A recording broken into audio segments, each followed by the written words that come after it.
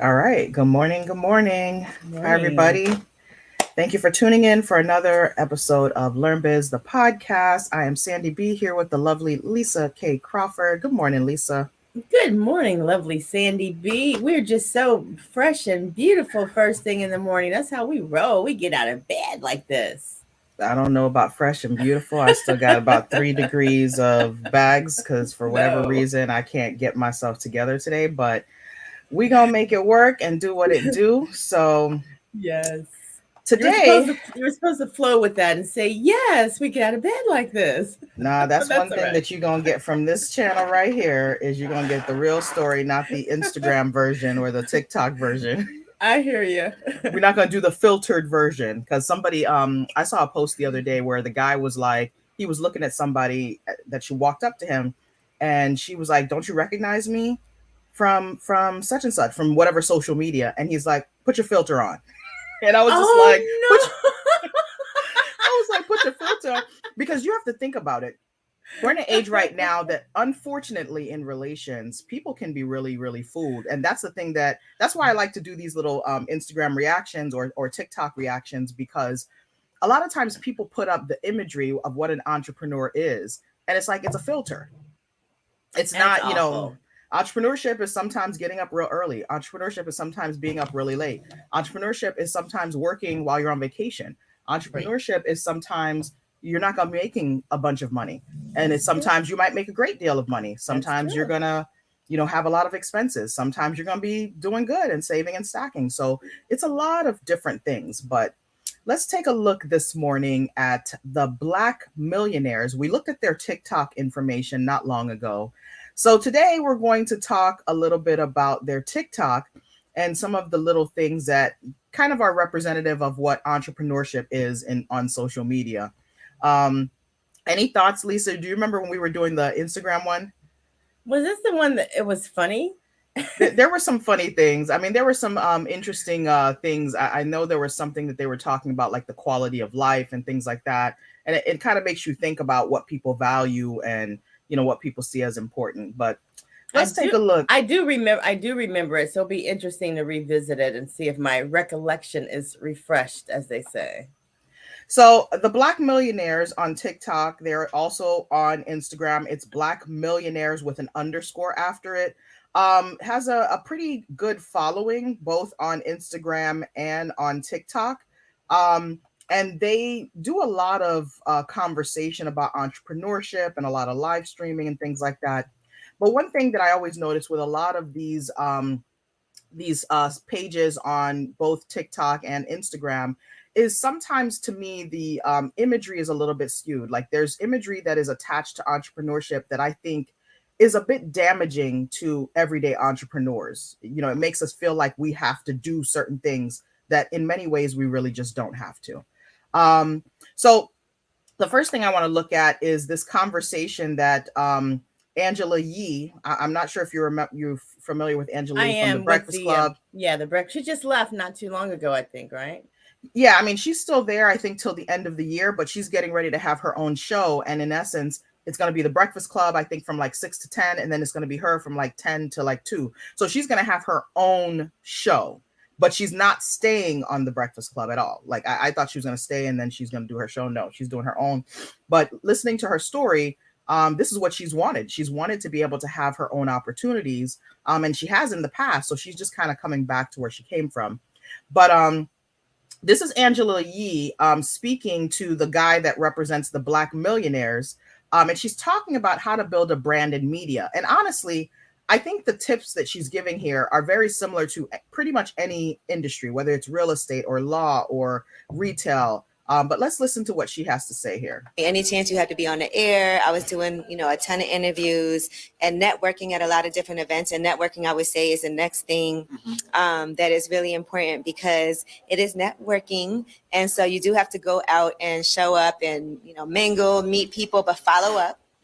Comes to media. With media, I would say take every opportunity that you can get.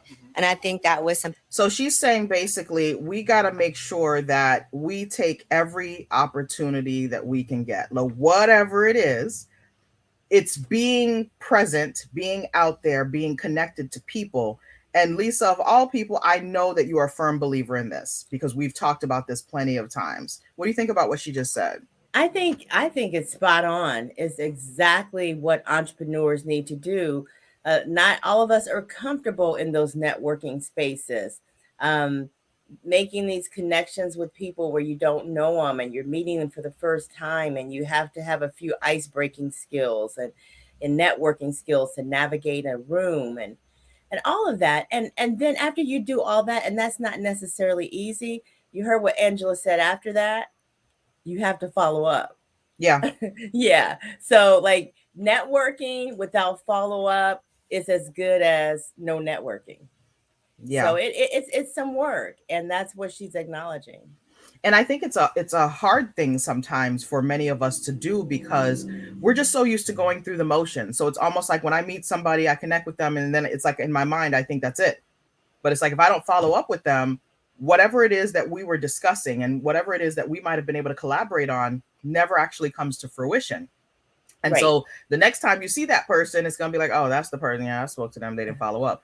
But it goes on both sides too. When you meet somebody and they're coming to you as like, hey, I got to get to know you, Lisa. And then you don't follow up. Because I remember in law school, that used to happen to me a lot. I would go to these networking events.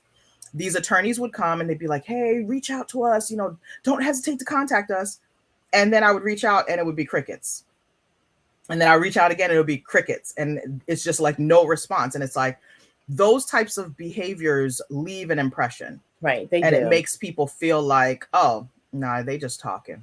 Just talk. Exactly. Yeah. Exactly. So, I think, all of these things that we do in business, a lot of it at its core has to do with our connections with others, because ultimately we need consumers of whatever it is that we're providing, whether it's a product or a service. And if we don't have consumers of that, we're going to have one issue. And then the other thing is we need people to direct business our way. True. No matter what we're doing, we need people to direct business our way, and our connections make a world of difference in that realm. That's true. Good points, Angela. All right, let's see what else we got on Black Millionaires. I mean, they talking about a lot of stuff, dating rich men and all kinds of stuff. I don't want to talk about dating rich men. Let's look at Monique here. Monique is talking about something here. I was interested in being a star. And I was interested in being famous. And I wasn't interested in being a wife. I was interested in taking pictures and red carpets and signing autographs and traveling the world. I wasn't interested in being a mother. So Monique is talking about that she prioritized her career and being famous over being a wife and a mother. And now that she's 52, she has to pay for that. Now, you know what's interesting that I think about when I hear these stories is, for whatever reason, some of it's biological, of course, but women are always held to this standard of, it's like you have no value if you don't have children or you're not married. That's number one. And in the same age bracket, if a man goes through whatever his cycle is, he's the man. He could get, I have somebody that I know that just got married when they got to, I think they were like 50. They just got married, just started having kids. That means they got to live their whole life, do all the things, right? Make all the money. And now they're able to provide their kid with a certain life. Yes. But women are seen in a very different light, because a man can get married to, a younger person or whatnot and live their life. When a woman does something like that, first of all, there's already, your eggs are old, the eggs are gone. Once you hit your upper 20s, you're not worth nothing. Once you cross over a threshold, then you must be a problem. There's a timer put on our womb. It's just like, people are legislating our wombs and calculating what our wombs can provide and doing all these things. And I'm like, do you ever think to yourself that, maybe there are different life paths for different women, and some may have children older, some may not have any children, some may adopt, some may have surrogates. Like, there's so many different things, but it's almost like, oh, well, you're already in your 30s and 40s. Nah, you gone. And if you in your 50s, like, you gone, you don't have nothing. I don't like that idea. And I think it's unfortunate that a lot of women have to go through that. Who's in the building? Look who's in the building. Morning, my Sean. And this is not just the regular my Sean. This is my Sean Denise too, because she's like, you know what? I done hit my 10K. we got to have a backup because these people play too much. So she over there securing. Good morning, Maishan. Thank you so much for tuning in. She's got a backup. So, Maishan, we were just listening to something by Monique, and I actually want to play it again because I like to think about some of these issues, and I'm wondering if you're going to cover something like this. Pictures and red carpets and signing autographs and traveling the world. I wasn't interested in being a mother. I was interested in being a star. And I was interested in being famous. And I wasn't interested in being a wife. I was interested in taking pictures and red carpets. And so Monique says she prioritized her career, and now she's 52 and having to deal with motherhood and things like that. That's an extreme challenge. I mean, she's at a level of wealth that she could probably handle it. It's kind of like when I look at what is her name, married to Dwayne Wade, Gabrielle Union, and some of these other folks that are having kids at an older age. I mean, that's a challenge. I mean, I even think of myself, if that happens to me, that's going to be a huge challenge because you're not a fresh chicken anymore. And but you're more experienced. You're more experienced and maybe a little bit more stable in life, have a little bit more balance. So, I mean, there are some trade-offs to having children later in life, versus earlier. And I'm sure there's benefits either way. Now, I will tell you that I feel that Monique is going through something a lot of women go through. It's not race specific, but I think a lot of Black women fall into that category because we sacrifice families to start careers. Unfortunately, I'm one of those women in life. And let me tell you, I have some regrets behind that. Yeah. That I put career and establishing a business and having a successful business, I put that ahead of family. And it's regretful. So I feel her on that. I do. So Maishan says, is this a recent clip? I believe it is, because Monique is 50 something. And I believe she has, I don't know if it's twins or something to that effect. She has a couple of kids, but she had them all within like the last few years. It was relatively recent. Like, I don't know if it was like her mid 40s or late 40s, but she had her kids pretty late in life. I don't remember if she had them naturally or whether or not she had like a surrogate or something like that, because I don't remember Monique being pregnant. So some of that is kind of blurry for me. She said, is she wanting kids now? I don't think she wants any more, but she does have about 2 or 3 kids. There's a trade-off both ways. I had mine young and now I can do what I want. That's very true. Like my mom had me when she was extremely young. And, now she's at a point where when she retires, she's really retired. Let's see. They want me to be their babysitter, but I've been there, done that. And that's a beautiful thing, Maishan, to have your kids to be at the age where they're having children and you still being able to live out your life and not having, to deal with the early age. And especially since I don't know that I would want to raise children in this age. There's something about this age that's really, really off-putting for me. And it's like, women, I feel for the children right now. Women in every generation make those statements, Sandy. I guarantee you, my aunt, she made those same statements before she had her daughter, who is now about 28, 29. Oh, she said the same thing. I'm not bringing a child in this awful world. I refuse. And then next thing you know, a child is here. I'm done. A child is born.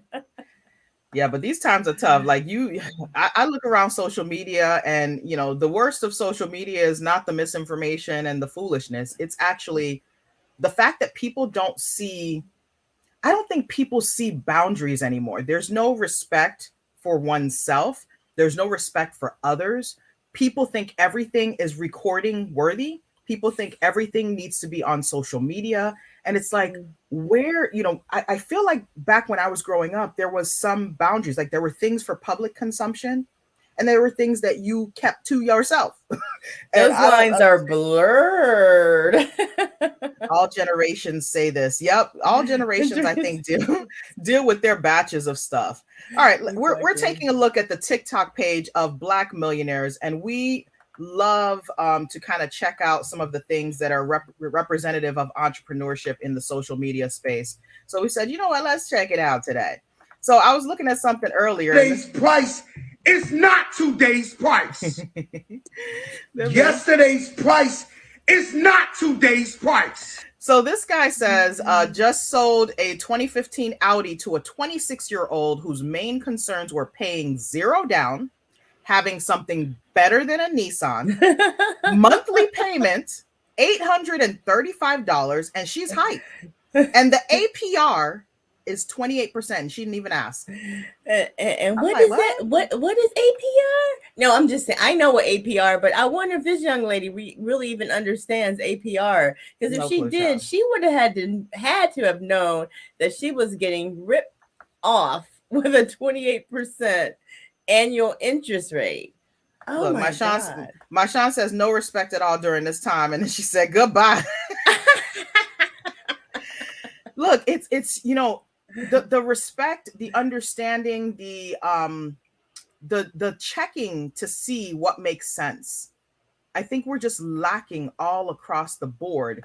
And, you know, like my Sean is saying, no financial literacy, no common sense on top of that. Like, it's like, you know, when I went to purchase a vehicle, when I very first purchased one on my own, I don't remember stressing over the details, but I remember at least looking to them, right? I wanted to know what my payments would be.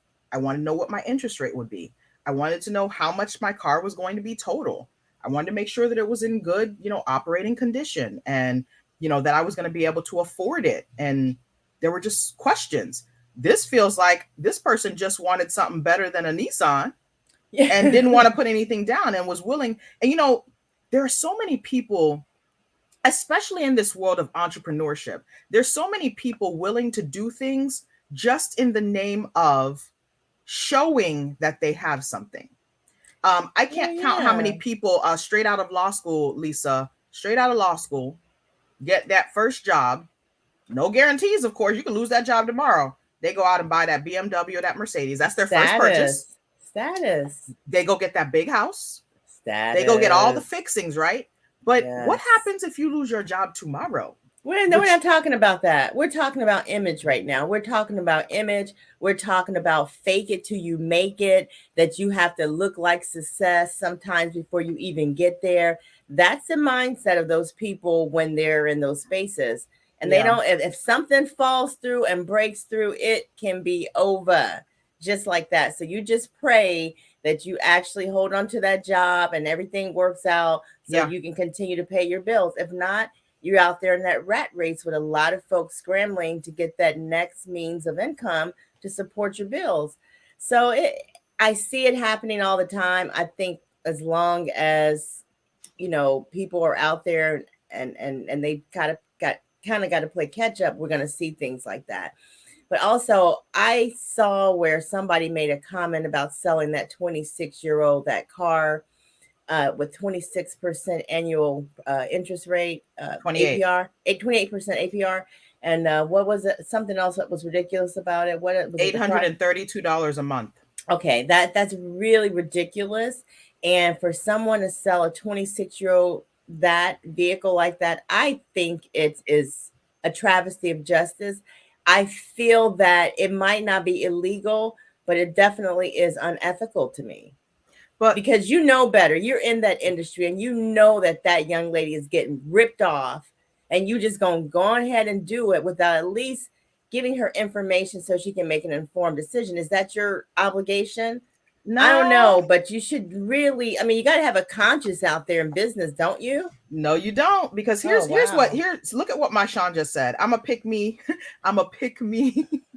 But I always took a man with me, my dad initially, and then my husband thereafter. And you know what? It's why don't we have support with us when we're trying to make these big decisions? If you're 26 years old, you're not 18. You're 26. Where's your person that should be able to give you some guidance and help you in this process? Where are the questions that you're asking? Have you looked up information? We're in the age of technology. Type something up, look it up. And my Sean says predatory, but they probably had sucky credit. So if you have sucky credit, that 28% looks great. That zero down looks great. That $832 a month looks great. If you have sucky credit and your priority is, I want something better than a Nissan. Your priority isn't you want transportation. Your priority isn't that you need something reliable. Your priority isn't you need something affordable. The priority was, I need something better than a Nissan. So what's wrong with a Nissan? It's image. So you're not only paying for your lack of financial literacy and common sense, you're paying for your preference in image over all else. Exactly. And that's cost. But there's a cost to you being that lost that you think image is more important than you having a reliable form of transportation. But you know, but this, I mean, this is you don't know where this person lives. They may live in South Florida, where every other car rolling down the street is a Mercedes or, you know, some high priced vehicle. People got to keep up. Let me tell you something. When I went to the University of Miami, at age 18, there were students that were walking in with their full tuition check. There were students pulling up in stuff that I could have never even imagined to pull up in. And my little raggedy tail was pulling up on the train and 2 buses, or maybe it was 3, but it was 2 buses in the train. You think I cared about what they pulling up in? No, because I don't have that. You think I cared about they pulling the tuition check? Great in theory. I was in the financial aid line trying to get my little money so I can pay for my semester. Singing, we shall overcome. I'm like, because I think the one thing that I learned growing up, and this is to me partially upbringing, partially you kind of growing within yourself, partially your value system. I grew up with an understanding that everything is not mine. I have to work for it. Opportunities are not always going to be mine. I have to work for it. And it's not always my time. There's a time for me, but work is going to come in line with that. I'm not getting anything on a silver platter, and there's no silver spoon. And so even as a kid, my mom would always be like, you know, sometimes she would buy stuff for my brother. It's not my time. And then other times she would buy stuff for me. It's not his time. We had to learn early on that the world is not just going to hand everything to us, and hard work has to come in line with all of that. Right. So not like me and my sister, where when it was her birthday, if I didn't get a gift, like I was crying, I was ballistic.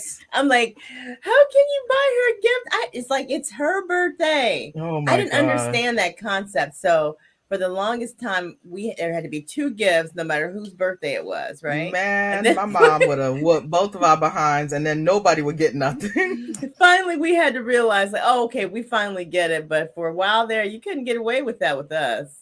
Oh, man. All right, let's see what else we got here. We're going to take a look at a few more. So this Mike Tyson story is funny to me because I'm just like, Mike, come on now, sir. Come on. Mike. No. Fuck Mike Bite. That's cool. Let's call him Holy Ears. They're called Mike Bites. Fuck Mike Bite. That's cool. Let's call him Holy Ears. So Mike Tyson's little rusty self, I can't with him today. Mike Tyson launches ear-shaped edibles nearly 25 years after the infamous boxing matchup where he bit off Evander Holyfield's ear. And he says, we plan to sell a lot of Holy ears.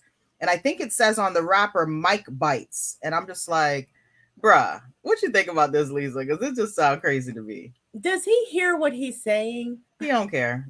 First of all, I think he was on a podcast or something. So, you know, they're all hack, laughing and carrying on. But it's just, really, does he really hear how ignorant that this sounds? I mean, he actually assaulted someone. Girl, with his Mike Bites. He did like a literal figurative, not a figurative, a literal Mike Bite. Okay. So he's going to do a Mike Bite on a real human being. And then he's going to turn around and market what?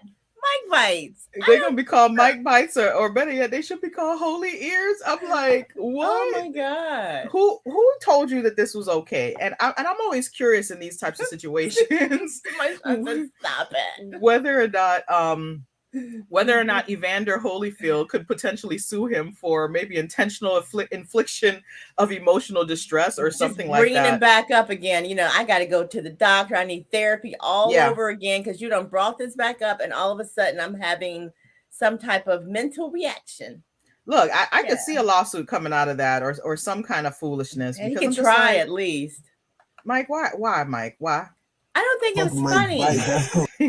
And what did he say? No, bump that. We're not gonna call it Mike Bites. He has don't even care. Holy Ears. That's corny as Mike Bite sounds better, actually. I can't. I'm at a loss. All right, Sandy, can I make a confession? Oh boy. I like the sound of the name Mike Bites. I cannot ride with you, Lisa. I can't. You cannot tell me you bit this man's ear clean off. Not the whole ear, but you bit a chunk clean off. And you have the audacity 20-something years later not to let this situation finally die. I don't even think I started hearing people asking him questions about it anymore lately. So now folks who never knew about this situation are going to be now asking questions, and this is going to bring up another conversation. And imagine Evander Holyfield. So what about the babies? What about the babies? Mom, what's a Mike bite? Oh my God, what about the babies? Well, these are edibles, so there's no babies having this. No babies. Yeah, these are no edibles because right. He's coming up with his own, I guess, cannabis type, thing. But I can't, Lisa. One thing about it, we know that if you do take a Mike bite or two, that you're gonna be chill, right? So ain't gonna be no ear biting going on and things like that. So have just the opposite effect. Lisa, I'm done. I'm done with it too. I'm done with Mike on that. Mike should stop. He needs to stop taking them edibles if it's gonna make him think like that. I can't. Let's see what this one says right here. You're going through is preparing you for what you ask God for. You just got to quit tripping while you're in the process, because the process is necessary. You may not see it now, but when he gets you on the other side of it, you're going to see exactly everything you're going through is preparing you for what you ask God for. You just got to quit tripping while you're in the process, because the process is necessary. You may not see it now, but when he gets you on the other side of it, you're going to see exactly. So I'm going to tell you something that I don't like about this. And I know generally speaking, this sounds motivational and all of that stuff. Oh, and my Sean said, oh, edibles. Okay, makes sense now. No. I have a little gripe with some of the motivational stuff that I see that's often pumped to entrepreneurs. And there's a couple of different messages. One is something about God. The other is about working while others sleep. And the other is about using flashy imagery as a representation of, what your goal, this is what you can have. And it's like the bulk of the population is not going to have a home like this. No. You could be entrepreneur till your core. The bulk of people are not going to have a home like this. The bulk of people are not going to make a certain level of money. The bulk of people may not even be connected with God like that. And this concept of working while they sleep. Well, when you say they, are you talking about the general population? Because that means you're working instead of sleeping, as far as I'm interpreting it. And this concept of work till, late nights, early mornings, though a lot of that messaging can be extremely detrimental to an entrepreneur's mental health, physical health, emotional health, you name it. Mm-hmm. Partially because the level of attainment that some of the folks are reaching is through many times entertainment, sports, and maybe some other things, sometimes, business or tech or something like that. But when you look at the average income, generally speaking, in different areas across the country, most are not going to live like this. This is like a dream. It's not a reality in many ways. And so I think it causes a great amount of harm to the emotional health of an entrepreneur, to the mindset of an entrepreneur, if they don't take these things within perspective. So I'm not saying these messages can't be given. I'm saying that people need to look at these messages with an understanding of what the true message is. It's called, working hard, being consistent, having faith, keeping your mindset clean, knowing what it is that you want. So if this is what you want, then it's possible. But again, there's a level of work that goes into it. If this is the lifestyle you want, it's possible, but there may be a level of work that you're going to have to throw into it that most people don't want to do. Oh, good morning, Doug. Good morning. Good morning. Good morning, Doug. Yeah, I see this as one of those aspirational type videos. Realtors love to go and take video scenes of property for sale that looks just like this. We love doing things like this and showing these properties. And I see what a lot of people are doing. They're using these for like what's been showing here to put out some type of positive thought statement about attainment, what you can attain in life. And it may not be realistic, but I heard this saying a long time ago, and I do use it in business and everyday life. And that is, if you shoot for the sun, and if you don't make it, at least you'll always be out there somewhere amongst the stars. So it's okay to think big and to have high aspirations, realizing if you work hard, you're going to get somewhere, and you may not make it to that level, but you will make it to your next level, whatever that is.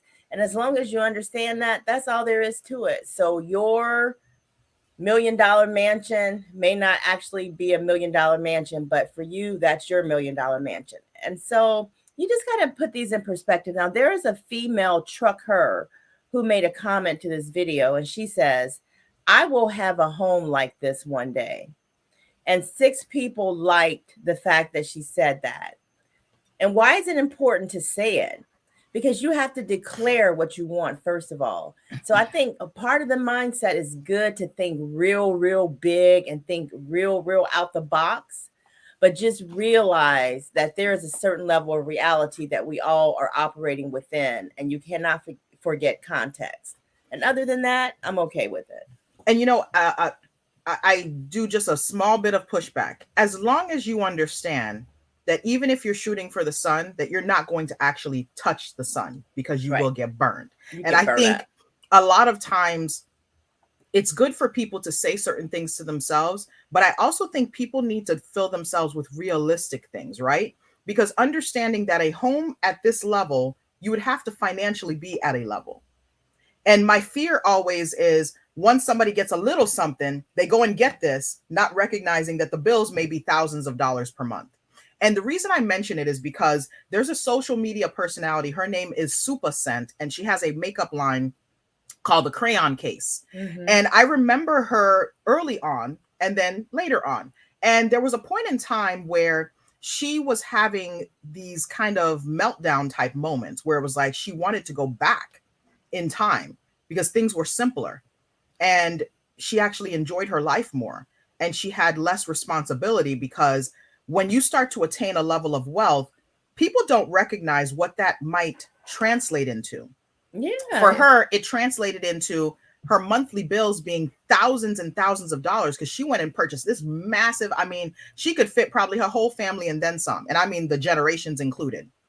She went and bought these massive things and massive things and massive things. And then one day she was just sitting and she was going on social media talking about these issues. And it was like, she kept calculating. She's like, I'm spending thousands and I can't even sit here and enjoy it. Thousands per month. Other people are enjoying what I labored over. And I'm like, I think it's important for people to understand. Why couldn't she enjoy it though? I don't understand. Why couldn't she enjoy it? If you're working all the time, if the responsibility is all on you, if you still have to sustain the business that got you there, all of that is pressures that you didn't have before. Remember, before you're just coming up, you're doing your thing, you're making money. But when you get to the level where you can now make those big purchases, remembering that it's all on you. If something goes awry, it's all on you. That's a tremendous amount of stress for one person to weigh on a whole family. Well, so she's got to be smart though, Sandy. She's got to be smart. You got to decentralize your business affairs. Once you grow to a certain level, guess what? You can afford to get some help. How about that? And you got to be willing to let certain things go, certain operational management things go, and let some other folks handle A, B, C, and D while you maintain those pieces that you want. We talk about this all the time. Well, let me clarify, Lisa. So she's not talking about the management piece. She's talking about her emotional state. This is not anything to do with the operation of the business. Business is running. The issue is the way she perceives how things are playing out and what's actually realistically happening. When you think of coming from a 1-bedroom apartment where all you had was a turnaround but you had more time with your child and you had other things. When you come to a certain level, and you'll hear entrepreneurs say it all the time that attain a level, you'll also hear celebrities say it all the time, from the Cardi B's and all of those. And it's not one of those things where they don't appreciate where they are. It's like they're trying to appreciate where they came from and the peace that came with that. Because when you get to a certain level, your life is no longer your own. I just want you to think about that mindset. Your life is no longer your I don't own. have time for people. I don't have time for people. I really don't. And let me tell you why I don't have time. People pray and beg to get out of their current plights. Like, if only my life was different. If only I had A, B, C, and D, and I didn't have to deal with whatever I'm dealing with now. And then they get over on that other side and they look back. You're like, the grass ain't so green over here after all. But we're not just talking about the plight, Lisa. I want you to think about what we're really talking about. We're not talking about, I just got a little bit of a bigger house. We're not talking about, hey, I came from 1 bedroom. Now I'm in a 3 or 4 bedroom or a nice little place. We're talking about people that go from this boom, like a sonic boom. It's not your average everyday, like what house we just looked at was small in comparison to what we're talking about, right? We're talking about people that have had astronomical growth, and many times within a short period of time. So processing that level of growth, and I hear a lot of different people talk about it in the social media space, processing that level of growth in a short period of time is not something that we were accustomed to. Didn't learn the financial literacy, didn't learn how to manage wealth, don't understand that you can't take care of your whole family. I remember Fantasia talked about this. This was before she lost everything. Oprah talked about the same thing. Correct. Oprah put someone up to say, look, when they call, you're going to be the official family communication lending representative. And when they call you, you're going to find out when the last time they had a loan, if it's been at least 12 months before they call them back again. And you see, but Lisa, when did that point come, though? It came after she learned, after messing up over and over and over. Why? There's a thing Maishan mentioned in the chat. Financial literacy. We are not accustomed to understanding what it means to come from here to here. Most of the time, we just grow up and we go through the motions and we live a life. But this concept of coming from here to astronomical is not even a concept anyone can relate to. It's why a lot of the athletes, they go in, they make a bag, and they come out with nothing, many of them. Why? I don't even know what to conceive. What would be the first person you would put on your team when you realize, okay, well, that team will grow. If it's just me, if it's solo, by the time I hire that financial advisor or that financial planner to help me with my assets that I'm coming into or got to park them somewhere, by the time I get that person on my team, that's going to be a big piece of that. Where do I park my money? How do I make sure my money continues to grow? What portion of my money am I going to be able to use within my lifestyle and that type of thing? Once you get those pieces figured out, you know what you're working with budget-wise, and you just go out there and live and enjoy your life. Sandy, I can live in a shack on January 1st, and you put me in a 15-room mansion on March 1st, and I am not going to act like a fool, like I just lost my mind. I'm going to understand that I have a whole lot more space to do a whole lot more cartwheels, and I'm going to be happy. What's the difference between you and the person that's not going to do that? Financial literacy, mindset, family upbringing. There's a lot of factors that play into this. And you get a lot of these folks that come in, and this is why, us having these conversations is important, because we sometimes neglect to realize the impact that these lifestyles growing up have had on people year to year to year to year. When you're that one person that breaks through the nonsense of your family, that is a weight beyond measure. It's a weight beyond measure. I'm not saying we need to feel all this compassion and pain for them. I'm saying we need to think about the greater underlying issue in that situation. It's not an issue of just, hey, they got up and they blew everything. It's an issue of, this is generational. And now you get into a position where you can help the whole family. Oh, man. Can you imagine? I mean, think about how many stories you've heard of people talking about what lessons they learned because they became that one in their family that broke through the barrier to wealth. Why does everybody have to keep getting burnt before they realize that fire is hot? Why can't you Why can't you learn from the people that have come before you? There's countless examples out here of people blowing their money, messing their money up, losing their investments. We don't have to keep starting from that point. The same reason that the Black community has the level of spending power that it does, and we still don't have any positions of power at a substantial level. We still don't have the educational power.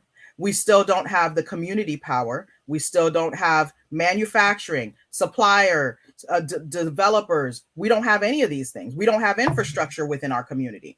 So we can't really expect even those that do acquire a level of wealth to even understand what that even looks like and what that kind of preparation is. Now, does the NFL and the NBA and some of these leagues and things like that provide resources? They do. But a lot of times there are a lot of folks that just fall through the cracks because, again, I'm going from nothing and I'm now getting everything. Right. That's a very scary, like I can't even imagine, like when I started to make even a remote amount of money, the ability to spend without thinking about it at times. Obviously, that's not all the time because I ain't talking about right now. But I'm just saying there have been times where I've been able to spend without thinking about it. That's like the greatest feeling in the world, but it's a scary feeling too, because then tomorrow you're like, oh, maybe I shouldn't have spent, all that little money. But, I know I have to work to get the next batch. So let me see. Doug says, I've seen it. I've worked with a few professional athletes. They can't even rely on professional financial advisors. They even take advantage. And you know what, Doug? That's true. I was just thinking about that. Yeah. I watch a couple of podcasts, the Pivot podcast, I Am Athlete, a couple of the other ones. And the common theme that I've seen is there's always a lot of folks many times in these athletes' lives that are supposed to be the people they can rely on. Sometimes even their parents, their brothers and sisters, their aunts and uncles, their grandparents. Sometimes these people are even manipulating them because none of them have ever even been able to even think that they would touch any amount of money. So what if you can't become financial literate because it's just impossible within your brain cells to understand financial literacy? I don't think it's impossible. But for some people, I don't know, there may be an impossibility. I don't know. Gotcha. Because if some people have never been able to balance a checkbook in all of their life. Gotcha. And they may never in all of their lifetime be able to balance a checkbook. So for people like that, you're always going to have to rely on somebody else. Yeah. So that means you're always going to have some risk of exposure because you're relying on someone else and you can't even check them. You can only hire someone else to check them. And then you don't know who in that chain is always completely honest. So therein lies the problem. I agree. Well, I think there's another piece to it as well. We can't just rely on others. Like if I give somebody work to do, I still have to oversee.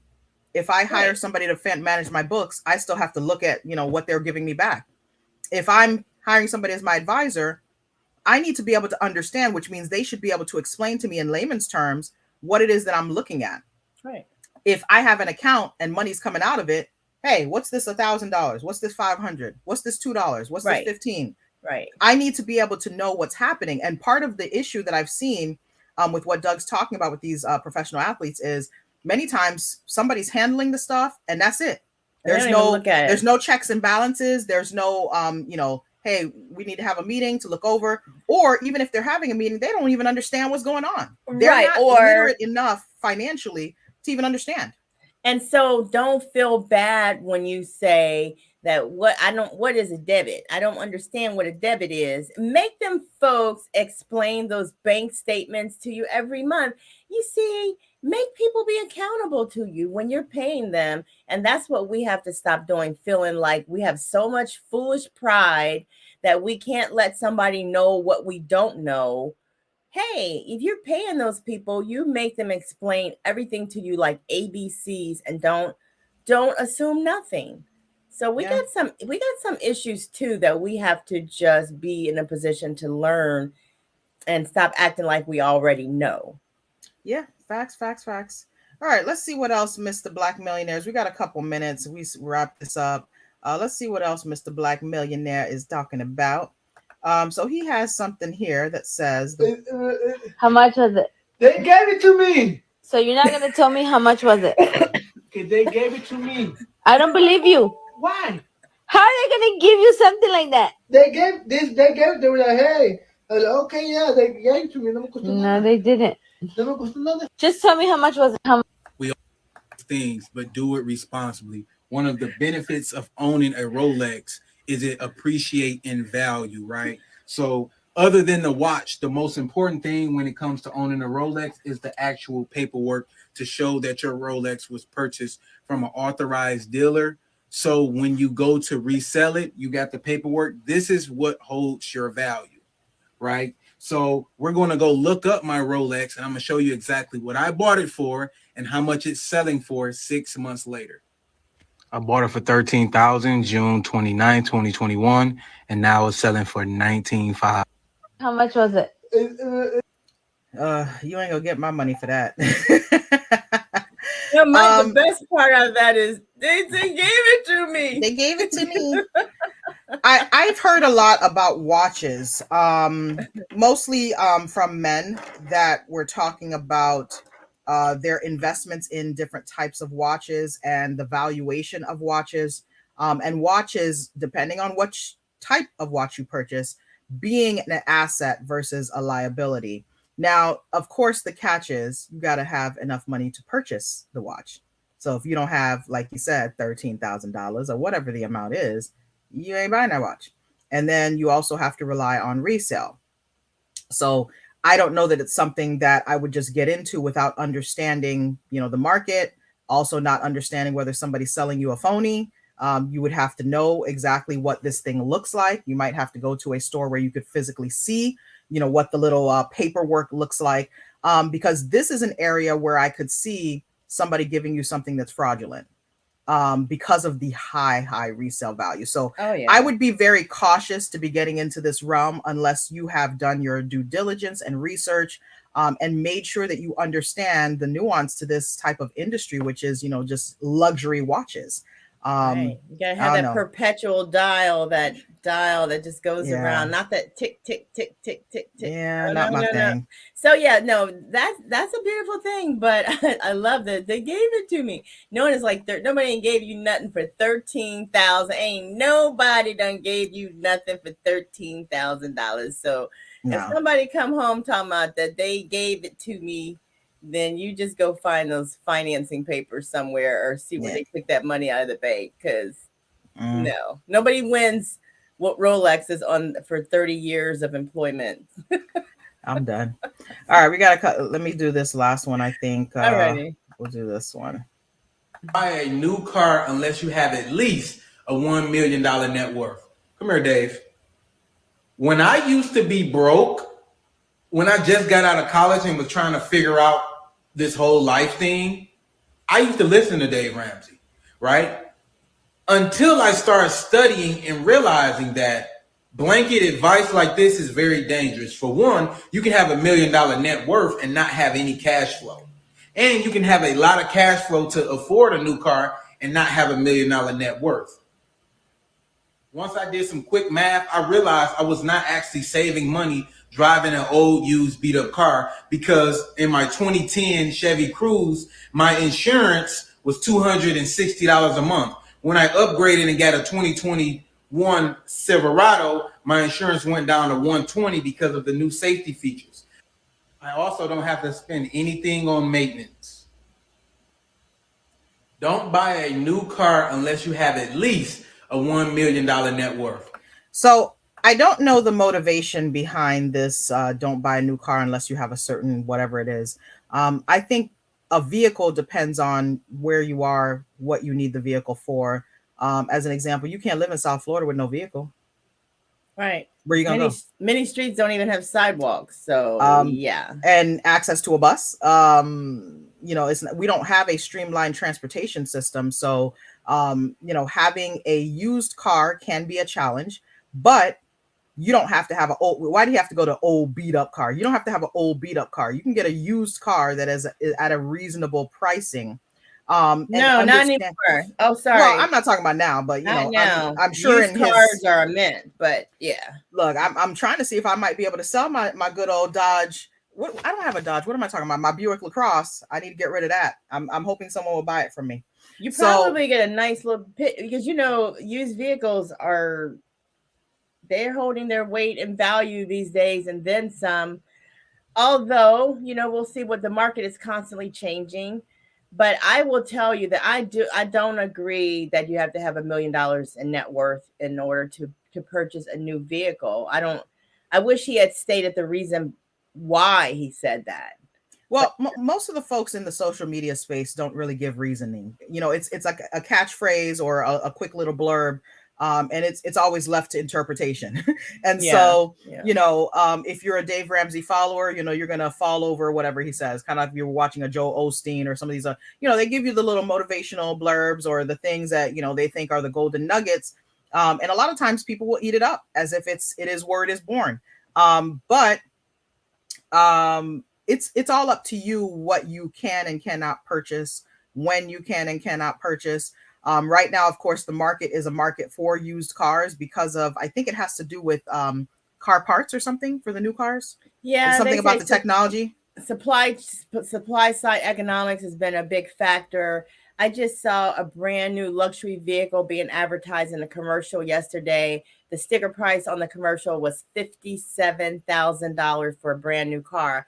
I thought, for a luxury vehicle? For a luxury vehicle. And guess what? In South Florida, a few years back, you could still buy like a condo that was like maybe around 1,000 square feet for around 60, 70,000. Something like, oh my God, now a car's that much? Wow. It depends on what people want, but I'm just saying, geez, prices are really, really up there. Well, you're making me think I might need to sell my little car because may make a mint right now. Yeah, I just don't know what I'm going to get in replacement. I would need something either relatively new or brand new. Well, what people should know is that the vehicles, a lot of people already know they depreciate really fast. Right. The minute you drive them off the lot.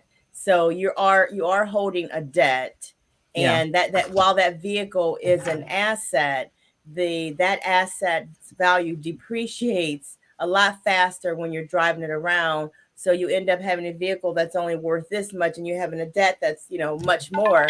So those are some of the things that you have to be concerned about when you talk about value. And then resale value is very important. If you do need to sell it, are you going to be able to pay off the loan if you had to take a loan out or get your money back from investing? So it's a lot of things like that you just have to consider.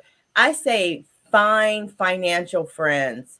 Financial friends are really good to have because they can help you evaluate and make really crucial decisions before you really mess up with your money.